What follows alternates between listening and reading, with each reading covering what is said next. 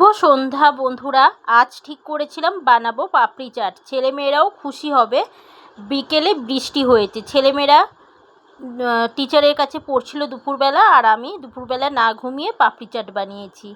তো দেখো, আমি পাপড়ি চাট করার জন্য প্রথমে বোলের মধ্যে নিয়ে নিলাম টুকরো করা সেদ্ধ করা আলু টুকরো করে নিয়েছিলাম, সেই আলুর টুকরোটা দিয়ে দিলাম। এখন ভেজে রাখা মশলা, যেটার মধ্যে ছিল ভাজা ধনে জিরে শুকনো লঙ্কা গোলমরিচ, আর ছিল মৌরি, এটা শুকনো খোলায় ভেজে গুঁড়ো করা ছিল। সেই মশলাটা দিলাম প্রথমে, তারপরে দিলাম চাট মশলা। সেই চাট মশলাটা দেওয়ার পর দিলাম পেঁয়াজ কুচি, কুচনো পেঁয়াজ কুচি, আর দিলাম ভিজিয়ে রাখা মটর। দারুণ খেতে হয়েছিল বন্ধুরা, তোমরাও এইভাবে বানিও, দেখবে অসাধারণ, পুরো দোকানের মতন খেতে হবে।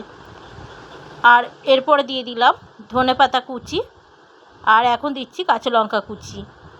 যে যেরকম ঝাল খাবে সেই বুঝে কাঁচা লঙ্কা কুচিটা দিয়ে দেবে।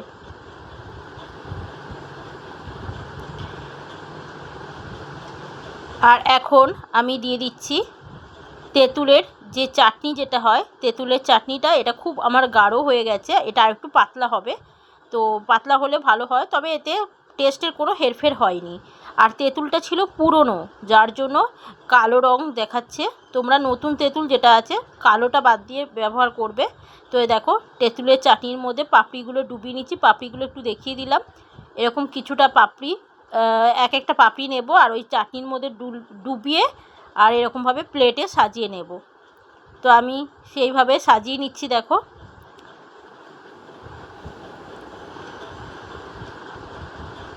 আমার কিন্তু কারেন্ট চলে গিয়েছে, তার মধ্যেও দেখো বন্ধুরা আমি শেয়ার করছি। তো এখন ওই যে আলু কাবলি যেটা তৈরি করেছি, সেই আলু কাবলি এখানে আমি দিয়ে দিচ্ছি পাপড়ির উপরে।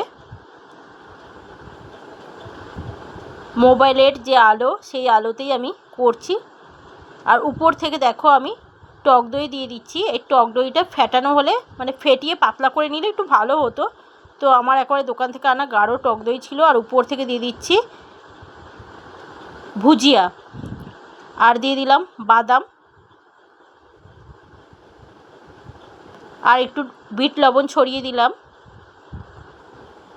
দেখো কত সুন্দর দেখতে হয়েছে, আরও সুন্দর দেখতে হতো, কারেন্টটা চলে যাওয়াতে সবই অসুবিধা হয়ে গিয়েছে। বিকেলে হয়েছে আমাদের এখানে বৃষ্টি, যার জন্য কারেন্ট চলে গিয়েছে। আর উপরে তেঁতুলের কাঠ দিয়ে দিলাম, এটা একটু পাতলা হলে ভালো হতো।